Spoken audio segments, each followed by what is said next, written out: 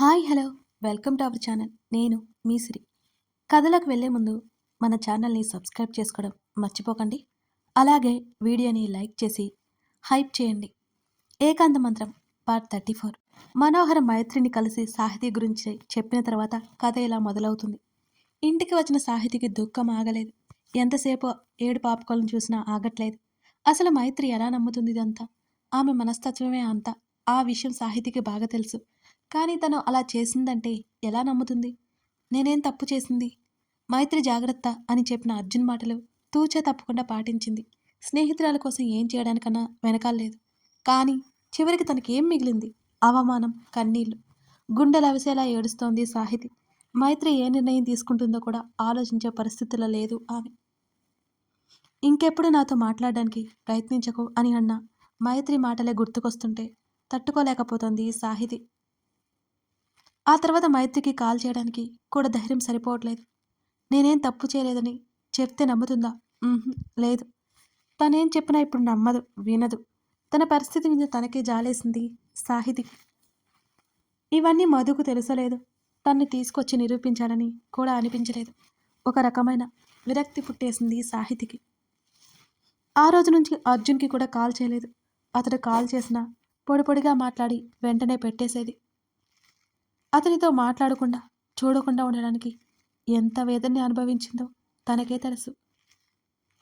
మరో 10 రోజులు ఏం జరిగిందో ఏమో. అమృత దగ్గరికి వచ్చిన మైత్రి తన ఇంటికి వచ్చింది. చదువుకుంటున్న సాహితి మైత్రిని చూసి సంతోషపడిపోయింది. మైతు అని సాహితి ఎదురెళ్ళగా ముఖం చిరాగ్గా పెట్టుకుంది. అలా పిలవకు నన్ను. ఈరోజు ఈరోజు నీ వల్లే, కేవలం నీ వల్ల అపరాధ భావాన్ని మోస్తున్నాను. అటు మధు గారికి దగ్గర కాలేక, ఇటు మనోహర్ బాధ చూడలేక చచ్చిపోతున్నాను అనగానే కన్నీళ్లు ఉబికాయి సాహితికి. అంటే ఇంకా తన్ని నమ్మడం లేదా? వెళ్ళిపోతున్నాను, ఈ సిటీ నుంచి వెళ్ళిపోతున్నాను. ఇంకెప్పుడు నాకు ఫోన్ చేయకు, నాకు ఎదురు పడకు. మా అర్జున్ని వదిలే. నీలాంటి స్వార్థపరురాలు వాడి జీవితంలోకి వెళ్తే వాడు సంతోషంగా ఉండలేడు. నీలాంటి మోసగత్తే వాడి జీవిత భాగస్వామి అయితే వాడి జీవితం నాశనం అయిపోతుంది. ఇది నా రిక్వెస్ట్. దయచేసి నన్ను, నా కుటుంబాన్ని వదిలే. చేతులెత్తి దండం పెట్టింది మైత్రి. ఒకవైపు మైత్రి కళ్ళల్లో కన్నీరు కారిపోతున్నాయి. మరోవైపు సాహితీ దుఃఖాన్ని మోయలేక అల్లాడిపోతోంది. ఎలా వచ్చిందో అలా గిరుక్కున వెనక్కి తిరిగి వెళ్ళిపోయింది మైత్రి. సాహి అంటూ ఏడుస్తున్న సాహితీ తలకి ఎదకి హత్తుకున్నాడు అర్జున్. నువ్వే చెప్పు అర్జున్, నేను నేను మోసం చేశానా? మైతు నన్ను ఎందుకు అపార్థం చేసుకుంది అర్జున్? చిన్నప్పటి నుంచి చూస్తుంది కదా నన్ను, తెలీదా నా గురించి అని వెక్కిళ్ళు పెట్టి ఏడ్చేసింది సాహితి. ఇన్ని రోజుల భారాన్ని దించేసుకోవడానికి ప్రయత్నం చేస్తూనే ఉంది ఆమె. ఆమె గతంలో అర్జున్ గురించి తాలూకా సంఘటనలు ఏమీ అతనికి తెలియలేదు. Sahi please calm down, please calm down అంటూ ఆమె తల నిమిరాడు అర్జున్. నిజంగా నిజం అర్జున్, ఆ మనోహర్ అసలు మంచివాడు కాదు అర్జున్. నాకు తెలిసినప్పటి నుంచి మైత్రిని సేవ్ చేయాలని నేను అనుకున్నాను, కానీ నేను మోసం చేయాలని అనుకోలేదు అని కాస్త దూరం జరిగి అతని ముఖంలోకి ఆతృతగా చెప్తూ ఏడుస్తోంది సాహితి. ఆమె కన్నీరు చూసి అతని కనుపాప మీద నీటి పొర తేలియాడింది. సాహి ఊరుకో, ఇక ఏడవకు. చూడలేకపోతున్నాను. ఇన్ని రోజులు నాతో ఎందుకు చెప్పలేదు నువ్వు? అసలు నన్ను కనీసం ఒక ఫ్రెండ్గా కూడా చూడలేదా నువ్వు? నాకు ఎప్పుడో తెలిసి ఉంటే నేను మైత్రికి నిరూపించేవాని కదా అంటూ ఆమె కన్నీళ్లు సున్నితంగా తుడిచాడు అర్జున్. తను చెప్పిన మాటలకు అతను మొత్తం నమ్మేగా. అతని మీద ఇంకా ఇష్టం పెరిగిపోయింది సాహితికి. అంటే అతను తన్ని నమ్ముతున్నాడు. నువ్వు నువ్వు నన్ను నమ్ముతున్నావు కదా అర్జున్, నేను మోసం చేస్తానా అని ఆమె దీనంగా అడుగుతుంటే అతని హృదయం తరుక్కుపోయింది. ఏడవకు, నేను వచ్చేశానుగా. నేను మైత్రితో మాట్లాడతాను. నా సాహి స్వచ్ఛమైన మనసున్న అమ్మాయి అంటూ అతను చెప్తూనే అతని మెడవంపులో ముఖం దాచుకొని మళ్ళీ ఏడ్చేసింది. కాసేపటికి కుదురుకున్నాక మెల్లిగా దూరం జరిగింది సాహితి. మైతు నీతో బాగానే ఉంది కదా సాహి, ఈ మధ్య మైత్రిలో మార్పు వచ్చినట్టు కనిపిస్తోంది అని అర్జున్ అంటూ ఉంటే, ఏమైందో తెలియదు అర్జున్. మొన్నొకసారి వచ్చి క్షమాపణ చెప్పింది. ఆ క్షమాపణలు నా మనసుకైన గాయాన్ని మాన్పలేకపోయాయి. అయినా అర్జున్, ఎవరో ఏదో చెప్తే మైత్రి ఎలా నమ్మేస్తుంది? స్నేహం అంటే అంత బలహీనమైనదా? దాన్ని ఇక స్నేహం అని ఎలా అంటారు అని కంటి నిండా నీళ్లతో అతని వైపు చూసింది సాహితి. మైత్రి ఆలోచించకుండా తీసుకున్న నిర్ణయం సంవత్సర కాలంగా సాహితీని ఎంత వేదనకి గురై చేసిందో అర్థమైంది అర్జున్కి. మైత్రి పెళ్ళైన తర్వాత సడన్గా సాహితి అతనితో మాటలు తగ్గించడం, కొన్ని రోజులకి అతనితో మాట్లాడడం పూర్తిగా మానేయడం కూడా జరిగింది. ఇంటికి రావడం మానేసింది. ఇంతకుముందు ఉన్న అల్లరి సాహితీలో లేదు. పూర్తిగా ఏదో కోల్పోయినట్టు ఉండడం, అన్నీ గుర్తుకొస్తున్నాయి అర్జున్కి. ఎంత పొరపాటు చేశావు మైతు, చేతులారా గొప్ప స్నేహాన్ని వదులుకున్నావు అని మనసులో అనుకున్నాడు అర్జున్. కళ్ళు తుడుచుకుని వెంటనే బెడ్ దిగింది. ఇంటికి వెళ్తాను అర్జున్ అని అతడేం మాట్లాడకముందే గబగబా బయటికి వెళ్ళిపోయింది సాహితి. అర్జున్ మనసంతా భారమైన అల తాకినట్టు అనిపించసాగింది. సాహితీ బాధ ఊహిస్తుంటేనే. ఇక్కడ ఒక విషయం గమనించాలండి. గతం చెప్పిన సాహితీ తన ప్రేమ గురించి మాత్రం అర్జున్కి చెప్పలేదు. ఆ విషయం ఇంకా అతనికి తెలియదండి. మైత్రి వాళ్ళ సిటీ మానే దగ్గర నుంచి మధు ఒక్కసారి కూడా రాకపోవడం అర్జున్కి స్ఫురణకొచ్చింది. అంటే మైత్రి ఇంకా అక్కడ కష్టంగా బ్రతుకుతుందా? ఆ ఆలోచన రాగానే ఒక్కసారిగా అతని హృదయం భారమైపోయింది. అతని ఆలోచనల మధ్యలోనే మధుకి కాల్ కలిపాడు. ఏం మాట్లాడాలో కూడా అర్థం కావడం లేదు, కానీ ఫోన్ అయితే చేశాడు. Hi Arjun, how are you అని అడిగాడు మధు నవ్వుతూ. ఫ్రీగా ఉన్నావా మధు అని అడిగాడు. ఎస్ అర్జున్. ఎనీథింగ్ ఇంపార్టెంట్ అని అడిగాడు మధు. నో నో నో, ఇక్కడికి వచ్చి చాలా రోజులైపోయింది కదా, అందుకే. ఈసారైనా మైత్రి వాళ్ళతో రాలేదు, వచ్చి 2 రోజులుండి వెళ్ళొచ్చు కదా మధు అని అర్జున్ అంటుంటే, నీకు తెలుసు కదా ఇక్కడ కన్స్ట్రక్షన్ చేస్తూ న్యూ కంపెనీ పెట్టానని, దాని పనుల్లో ఇన్ని రోజులు బిజీ అయిపోయాను అర్జున్, అందుకే కుదరలేదు. నేను సాటర్డే మార్నింగ్ కల్లా అక్కడికి వచ్చేస్తాను అని మధు అన్నాడు. మధు మాటలను బట్టి అతడు బాగానే ఉన్నట్టు అనిపించింది అర్జున్కి. సరే మధు, అమ్మ వాళ్ళు కూడా నిన్ను అడుగుతుంటే పిలవాల్సి వస్తుంది, నీకు ఇబ్బంది ఏమీ లేదు కదా అని అడిగాడు అర్జున్. అలాంటిది ఏం లేదు అర్జున్, నాకు రావాలనిపిస్తోంది. ఇంతకీ సాహితీకి నీకు పెళ్లి జరగబోతుందని మైత్రి చెప్పింది. సాహితీ ఎలా ఉంది? చూసి చాలా రోజులైంది మధు నవ్వుతూ అడిగాడు. బాగుంది నిర్లిప్తంగా అన్నాడు అర్జున్. అలాంటి అమ్మాయిని ఎక్కడా చూడలేదు. She is perfect to you Arjun అని మధు అంటుంటే అర్జున్కి తెలియని ఆనందం. Okay Madhu, see you, bye Arjun. అతను కాల్ కట్ చేశాడు. మైత్రి గురించి ఉన్న దిగులు కాస్త పోయింది. మైత్రిని జరిగిందేంటో అడగాలనుకున్నాడు అర్జున్, కానీ అడగలేకపోతున్నాడు కూడా. సాహితికి అర్జున్కి ఎంగేజ్మెంట్ ముహూర్తం ఫిక్స్ చేసుకుని వచ్చి ఆ విషయం చెప్పడానికి అతని గదిలోకి వచ్చింది అమృత. అర్జున్ కన్నా తల్లి సంతోషంగా రావడంతో ఆలోచనల నుంచి బయటకు వచ్చి బలవంతంగా నవ్వు తెచ్చుకుంటూ, చెప్పమ్మా అని అన్నాడు చిన్నగా నవ్వుతూ. నీ జాతకం, సాహి జాతకం పంతులు గారికి చూపించాం. భలే బాగా కలిసిపోయాయి తెలుసా జాతకాలు. ఇంకో 10 రోజుల్లో నిశ్చితార్థం, ఆ తర్వాత 20 రోజుల్లో పెళ్ళి.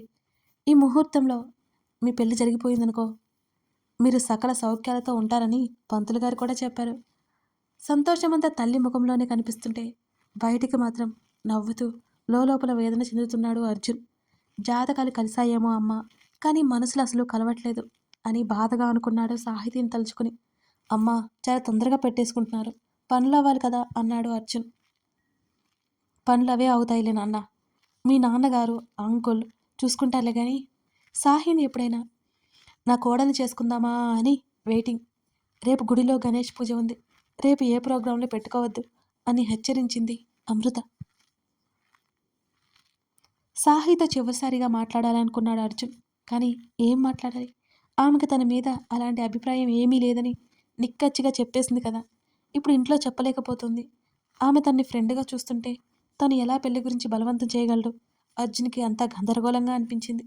ఈ పెళ్లి ఎలా ఆపించేయాలి? ఆలోచనల మధ్య నలిగిపోతున్నాడు అర్జున్.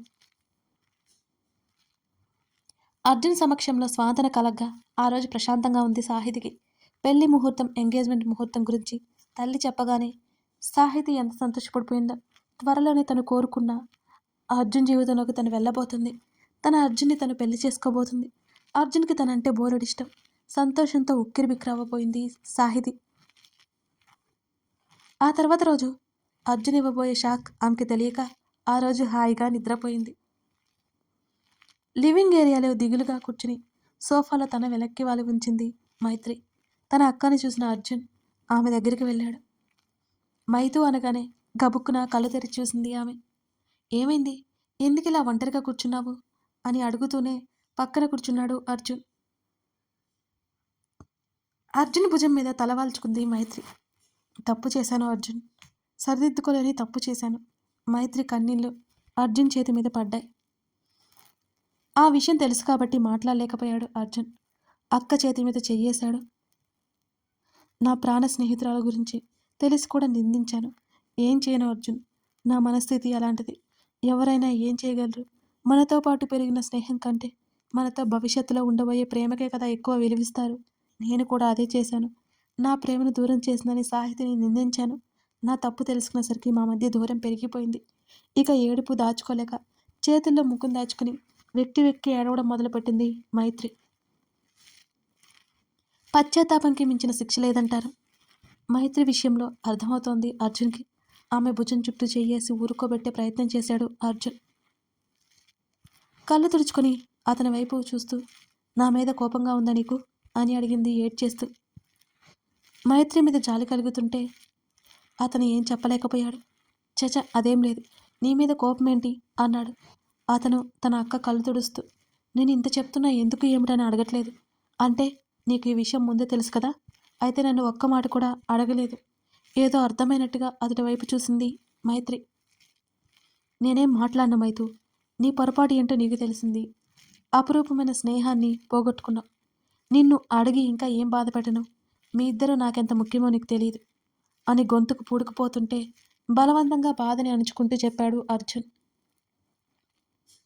ఇప్పుడు నువ్వు ఏడుస్తున్నా నా కళ్ళు తడవుతున్నాయి. సాహి ఏడుస్తుంటే కూడా ఇలాగే ఉంది అన్నాడతను అంతకంటే ఇంకేం మాట్లాడలేక. నిజంగా నిజంగా నేను ఆలోచించలేకపోయాను అర్జున్. దాన్ని చాలా బాధ పెట్టాను. స్నేహానికంటే ప్రేమకి ఎక్కువ విలువిచ్చి మళ్ళీ మళ్ళీ మోసపోయాను. ఏడవలేక ఏడవలేక ఏడుస్తుంది మైత్రి. నిజం తెలిసిన దగ్గర నుంచి మైత్రి కంటికి నిద్ర లేకుండా కన్నీరు పెడుతూనే ఉంది. సాహితికి మనసులోనే కొన్ని కోట్ల సార్లు క్షమాపణలు చెప్పుకుని ఉంటుంది పాటికి. మైతు, నీ మీద నాకు నిజంగా కోపం రావట్లేదు. నిజానికి జాలి కలుగుతోంది. పూర్తిగా సాహి ఇష్టం. ఇందులో నేను చేయగలిగింది ఏమీ లేదు అని అర్జున్ అన్నాడు. అర్జున్, నా వంతు నేను ప్రయత్నం చేస్తాను. నా స్నేహితురాల్ని క్షమాపణలు అడుగుతూనే ఉంటాను. అసలు ఆ మనునే వాడే చేశాడని ఇప్పుడు వరకు నాకు తెలియదు అన్నది. బాధపడిపోతున్నట్టు, తాగి పడిపోతున్నట్టు, పిచ్చోడైపోతున్నట్టు క్రియేట్ చేశాడు. నాకు తెలియక నమ్మేశాను. అంతా నా వల్లేనని బాధపడ్డాను. ఇప్పుడు మైత్రి గతం చెప్తోంది. చెప్పండి ఎవరు? ఫోన్ లిఫ్ట్ చేయగానే అడిగింది మైత్రి. నేను మైత్రి, రవిని, మనోహర్ ఫ్రెండు. ఆ మాటకి మైత్రి దుఃఖం ముంచుకొచ్చింది. ప్లీజ్ అండి, ఇప్పుడు నేనేం మాట్లాడలేను అని మైత్రి అంటుంటే, మనోహర్ మీకోసం పిచ్చోడైపోతున్నాడు. నాకేం చేయాలో తెలియట్లేదు. ఎప్పుడు డ్రింక్ చేస్తూనే ఉన్నాడు. అసలు డ్రింక్ అలవాటే లేదు వాడికి. సిగరెట్లు కాలుస్తున్నాడు. ఫుడ్ తినట్లేదు. ఏడుస్తున్నాడు మిమ్మల్ని తలుచుకొని అంటున్న రవి మాటలకు స్థానమైపోయింది మైత్రి. ఏమంటున్నారు? ఏడుపు కష్టంగా దాచుకుంటూ అడిగింది. అవునండి, ఈ నంబర్కి ఒక వీడియో పంపించాను చూడండి. మైత్రి వీడియో ఓపెన్ చేసి చూసింది. రేయ్ మైత్రిరా, నా మైత్రి నాకు కాకుండా పోయిందిరా. నేను బ్రతకలేనురా, నన్ను చంపేరా అంటూ ఏడుస్తున్న మనోహర్. ఆ దృశ్యం మైత్రి మనసుని కలిచివేసింది. మత్తుగా తూలిపోతుంటే తట్టుకోలేకపోయింది. అప్పటి వరకు సాహితీ మీద కోపంగానే ఉంది. ఆ పరిస్థితి ద్వేషంగా మార్చింది. రోజు రోజుకి మనోహర్ పరిస్థితి ఎలా ఉందో రవి తెలియజేయడం చెప్తుంటే మైత్రి తట్టుకోలేకపోయింది. ఇప్పుడు మనోహర్ కోసం తను ఆ బంధాన్ని తెంచుకోలేదు.